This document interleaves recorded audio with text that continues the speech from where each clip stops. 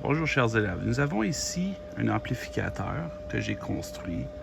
Vous n'avez pas besoin de savoir comment c'est construit, mais juste pour vous démontrer, ça c'est un dispositif électronique qui est un amplificateur.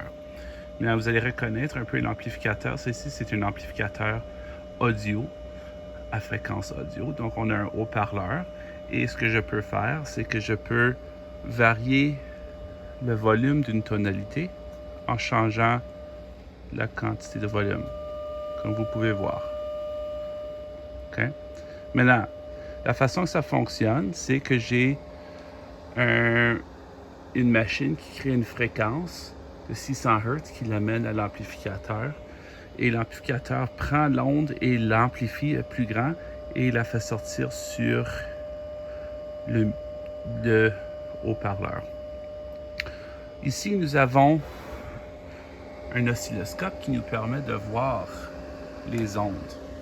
L'onde en haut est l'onde de la source qui n'a pas été amplifiée et ça c'est l'onde qui passe après l'amplificateur, qui vient d'être amplifiée. Alors, quand je change le volume de l'amplificateur, vous voyez, je peux faire augmenter l'amplitude de l'onde.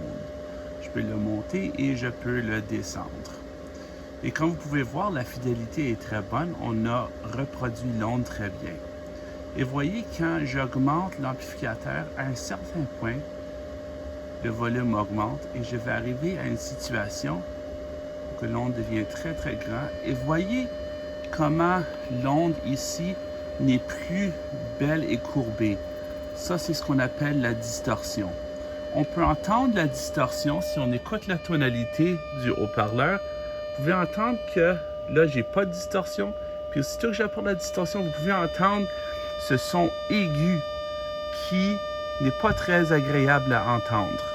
Et voilà un bel exemple de distorsion. Alors, quand on fait fonctionner un amplificateur, nous voulons nous assurer qu'il est toujours dans cette région linéaire et non dans une région non linéaire ou dans une région où on a un produit de distorsion.